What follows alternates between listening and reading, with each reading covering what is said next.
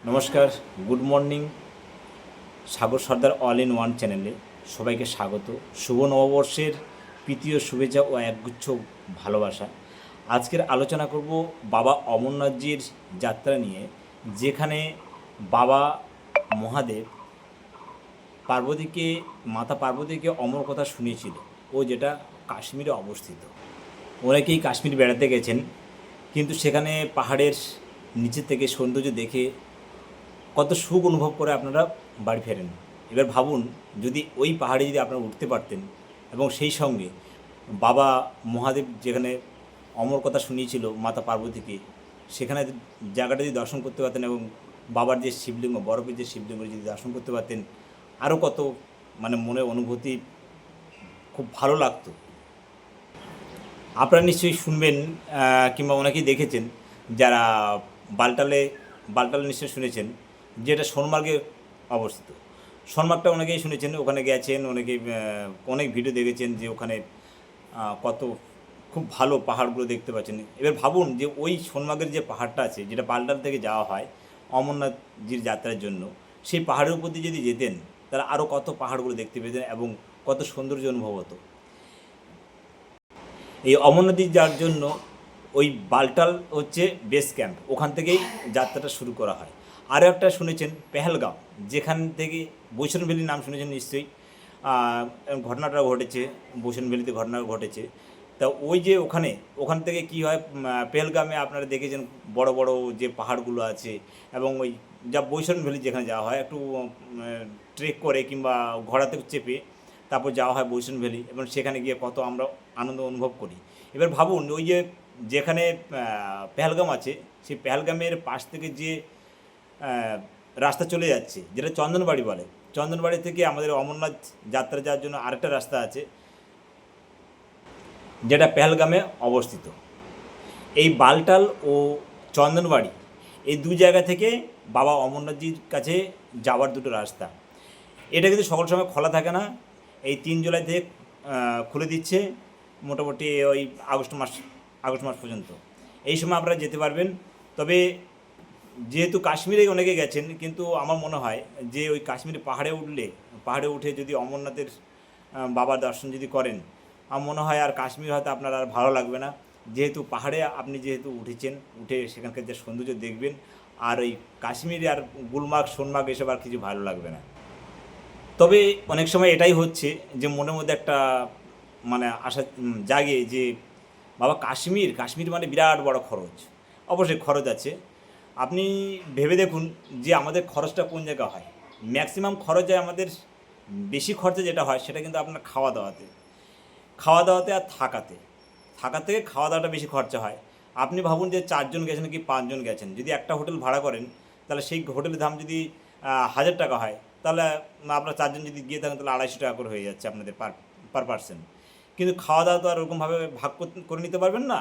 ওটা আপনাদের যেভাবে আপনারা খাবেন সেইভাবে আপনাদের টাকাতে দিতে হবে। কম করে পেহেলগামে আপনি যদি শুধু ভাত নেন, তাহলে আপনাকে নেবে 100 টাকা। কম করে 100 টাকা থেকে 150 টাকা এরকম নেবে, এবং শুধু ভাতের জন্য, কিন্তু সবজির জন্য আলাদা। এবার আপনি যদি সবজি যদি নেন, সেখানে কিন্তু আবার 100 টাকা নেবে। তাহলে কত হয়ে গেল? 250 থেকে 300 টাকা খরচা হয়ে গেল একবার খাচ্ছেন। এরপর টিফিন যা আছে সেগুলো তো খরচ আছে। এবারে এই যে অমরনাথের যাত্রা যেটা হচ্ছে, এই সময় যদি আপনি যান, তাহলে দেখুন একসঙ্গে রথ দেখা এবং কলা বেচা দুটোই হয়ে যাচ্ছে। কী করে হয়ে যাচ্ছে? আপনার অমরনাথজির যাত্রা যখন করছেন, তখন কিন্তু ওখানে কিন্তু খাওয়া দাওয়া সম্পূর্ণ ফ্রি। আপনি যাই খাবেন না কেন, ওখানে অনেক কিছুই পাওয়া যায় যা খুব কস্টলি খাবার, সেই কস্টলি খাবারও ওখানে ফ্রি। সকাল থেকে আপনার চায়ের টিফিন সমস্ত টিফিন, এবং দুপুর বিকেলের টিফিন এবং রাত্রে খাবার সমস্ত ফ্রি, যা অনেক খরচটা কম করে দেবে। আপনারা হয়তো ভাবছেন আমি কি ভুলভাল বকছি। না, একদম ঠিকই শুনেছেন যে যেসব ভান্ডারাগুলো আছে, সেই ভান্ডারাতে ফ্রিতে খাওয়া দাওয়া দেওয়া হয় অমরনাথজির উদ্দেশ্যে। যারা অমরনাথজি যাত্রা করছেন, তাদের গলায় র্যাপিড একটা আই কার্ড থাকে, আরএফআইডি একটা আই কার্ড থাকে। সেই আই কার্ডটা গলায় থাকলে তারা অনায়াসে ভালোভাবে ওখানে ব্যবস্থা করে দেয় খাওয়া দাওয়ার। ওনাকে ভাবছেন যে কাশ্মীর যাওয়া খুব কস্টলি, ওর থেকেও এক কাজ করি পুরুলিয়াতে ঘুরে আসি। কিন্তু আপনারা একটু ভেবে চিন্তে দেখুন, কাশ্মীর এই সময় যদি যান তাহলে কি হবে, আপনার রথ দেখা কলা বেচা একসঙ্গে হয়ে গেল, ভগবানের দর্শনটাও হলো, সঙ্গে কি হলো, এদিকে আপনার খাওয়া দাওয়ার খরচটা বেঁচে গেল। এমনকি এই সময় কিছু কিছু জায়গা আছে যেখানে আপনার 100 থেকে 200 টাকায় আপনি থাকতে পারবেন, 100 থেকে 200 টাকা আপনি ওখানে থাকতে পারবেন, এবং সেখান থেকে আপনাকে নিয়ে যাবে অমরনাথ যাত্রা করার জন্য। সেখানে আপনি হয়ে যাবেন তখন ভিআইপি। ভিআইপি বলতে কীরকম, যেমন ভিআইপিগুলো যেমন যায় যে সামনে সিকিউরিটি ফোর্স, নিচে পিছন দিকে সিকিউরিটি ফোর্স, তেমনি আপনাকে ওই যখন বাসে করে নিয়ে যাবে তখন আপনার সামনে থাকবে মানে আর্মি থাকবে, আর্মির কনভয় থাকবে, এবং পিছনে থাকবে আর্মির কনভয়, এবং ওই আপনার যে যানবাহনটা থাকবে আপনি যে রাস্তা দিয়ে যাবেন সেই রাস্তাটায় পুরোটা ব্লক করে দেবে, এবং মানে আপনার জন্য খোলা থাকবে, সিগন্যাল আপনার জন্য খোলা থাকবে, কিন্তু অন্যান্য যারা আছে যেসব গাড়ি ফাড়ি যা কিছু থাকবে সমস্ত কিছু ব্লক করে দেবে এবং আপনাকে সুরক্ষিতভাবে নিয়ে যাবে। আপনি এই সুরক্ষাটা অন্য সময় কাশ্মীরে গেলে কিন্তু পাবেন না। মানে অমরনাথজি যাত্রার সময় যেই সময় পাবেন, কিন্তু অন্য সময় গেলে হয়তো কাশ্মীরে গেলে পাবেন না। অমরনাথজি যাত্রার সময় পুরো ঢেলে একেবারে পুরো আর্মিকে সাজানো হয়, যাতে কোনো অসুবিধা না হয়, কোনো কিছুর কোনো প্রবলেম যাতে না হয়। আর একটা কথা বলি যে অনেক সময় এরকম হয়, দেখুন জীবনে কারোর দাম নেই, কার কখন কী হবে কেউ কিছু বলা যায় না। এবার যদি কোনো কিছু যদি হয়ে যায়, যে আপনার অমরনাথ যাত্রা করতে গিয়ে যে কোনো কিছু হয়, তাহলে এতে কিন্তু বিমা করা থাকে, সেই বিমাটার অনুযায়ী অমরনাথজি সাইনবোর্ড থেকে আপনাকে সেই বিমার একটা সুরক্ষিত করা থাকে। আমি বেশি ভিডিও বড় হয়ে যাচ্ছে, তবু আপনারা যদি শুনেন ভালোভাবে মানে শুনলে জিনিসটা বুঝতে পারবেন যে যেমন এখান থেকে আপনারা কলকাতা থেকে যদি যান, এখান থেকে আপনারা চলে যাবেন জম্বু টাওয়াই, জম্বু টাওয়াই থেকে চলে যাবেন ভগবতীনগর, ভগবতীনগর থেকে আপনাদেরকে কনভয় করে নিয়ে যাবে অমরনাথ যাত্রার উদ্দেশ্যে। যেখানে দুটো রাস্তা আছে, একটা হচ্ছে বালটাল রাস্তা, আরটা হচ্ছে পেহেলগাঁও রাস্তা। যেটা আপনাদের আগেই বলেছি যে বালটাল যেটা সোনমার্গের কাছে অবস্থিত, ওইখানে বেস ক্যাম্পে গিয়ে ছেড়ে দেবে। আর এদিকে হচ্ছে পেহেলগাঁও, যেখানে চন্দনবাড়ি বললাম, সেই চন্দনবাড়ি ওখানে গিয়ে ছেড়ে দেবে, এবং ওখানে সবাই আপনারা সুরক্ষিত থাকবেন। ওখানে সমস্ত ওখানে মানে মিলিটারি ফোর্সগুলো সবাই ওখানে থাকছে, এবং ওখানে সবাই আপনাদের সুরক্ষিতই রাখবে। এবার সেই সঙ্গে সঙ্গে আপনারা যদি মনে করেন যে একটু বেড়াতে যাব, মানে ঘুরবো কাশ্মীরটা, সেটাও হয়ে যাবে। খুব কম খরচে ঘোরা যাবে, যেন শেয়ারিং ট্যাক্সিগুলো নেওয়া যায়, শেয়ারিং ট্যাক্সি নিয়ে সেভাবে করে ঘোরা যাবে। সেটা আপনারা কমেন্ট করে জানাবেন, আমি নেক্সট ভিডিওতে আমি সেগুলো আপনাদের জানিয়ে দেবো, কীভাবে কী করতে হবে না করতে হবে সেটা জানিয়ে দেবো। তবে আপাতত আজকের পয়লা বৈশাখ আপনাদের সবাইকে শুভকামনা রইল, প্রীতীয় শুভেচ্ছা রইল, ভালোবাসা রইল। এদিন আজকে রেজিস্ট্রেশন শুরু হবে, তো আজকে রেজিস্ট্রেশন শুরু হয়ে যাচ্ছে। তো তার আগে এবার হ্যাঁ একটা চিন্তাভাবনা হতে পারে যে আমি তো অমরনাথে যাব, যেমন কাশ্মীর গেলে যেমন যখন তখন যাওয়া যায়, তো অমরনাথে কি সেরকম না। অমরনাথের জন্য কিন্তু পারমিশন নিতে হয়।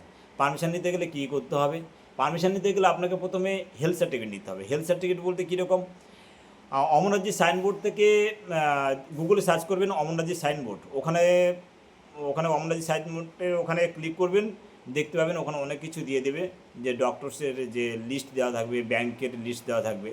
আপনারা প্রথমে হেলথ সার্টিফিকেট তৈরি করতে হবে। হেলথ সার্টিফিকেটটা করতে হবে কি, অমরনাথজি সাইনবোর্ড থেকে যেই সব ডক্টরের লিস্টগুলো দিয়েছে সেই সব হসপিটাল থেকে হেলথ সার্টিফিকেটটা বের করতে হবে।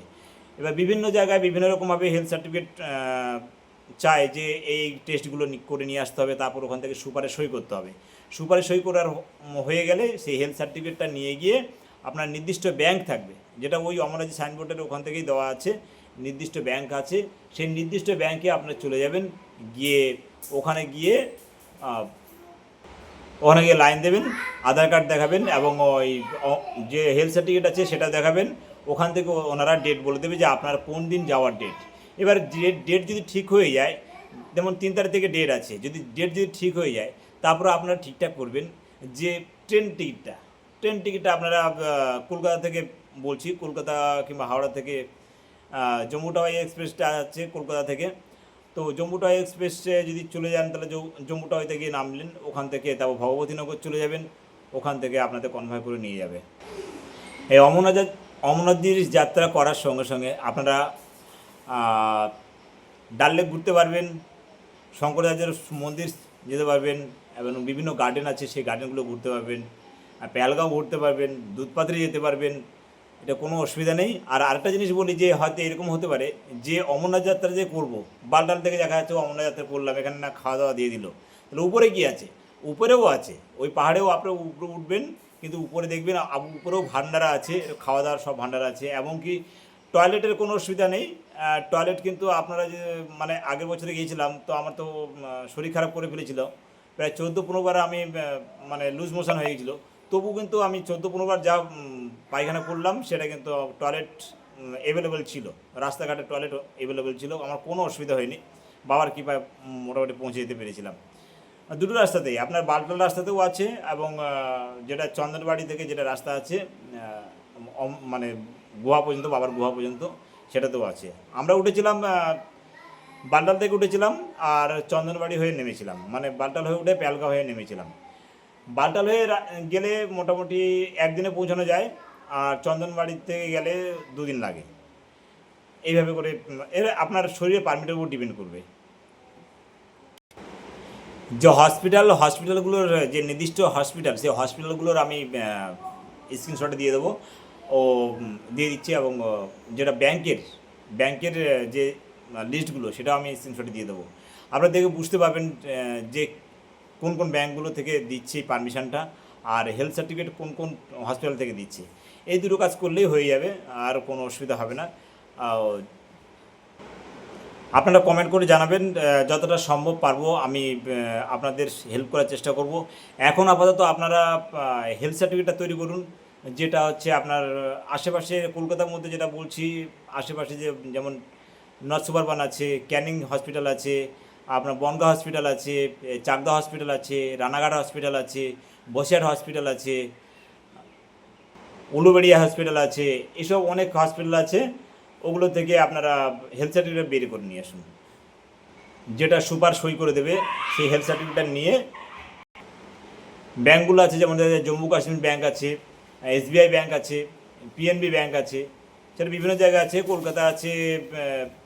কলকাতা আছে যেমন মিলেনিয়াম পার্ক আছে, ওই GPO আছে ওইখানে, হাইকোর্টের কাছে ওখানে আছে।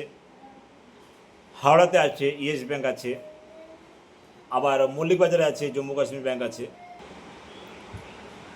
এইসব যেগুলো বললাম সেগুলো আপনারা প্রথম কাজ করুন, আগে হেলথ সার্টিফিকেট বের করুন, সেটা ওই যেগুলো হসপিটালগুলো বলছি সেই কটা হসপিটালের ওখান থেকে হেলথ সার্টিফিকেট বের করুন। কোনো অসুবিধা হলে আপনারা কমেন্ট বক্সে জানান, আর নেক্সট ভিডিওটা তৈরি করব যে কীভাবে আর কি রেশনটা বলবো। আগে আপনারা হেলথ সার্টিফিকেট বের করে কমেন্ট করুন, আমি আপনাদের নেক্সট ভিডিওর কথা বলে দেবো, কারণ অনেক লং হয়ে যাচ্ছে ভিডিওটা। তো এই পর্যন্ত রাখছি। হর হর মহাদেব। যদি ভালো লাগে, ভিডিওটা যদি ভালো লেগে থাকে অবশ্যই লাইক, শেয়ার এবং কমেন্ট করবেন, সাবস্ক্রাইব করবেন। আপনাদের সাবস্ক্রাইব করা এবং লাইক করা, কমেন্ট করা, এটা আমাকে আরেকটা ভিডিও তৈরি করার জন্য আমাকে খুব উৎসাহিত করবে এবং আপনাদের কাজে আমি লাগতে পারবো।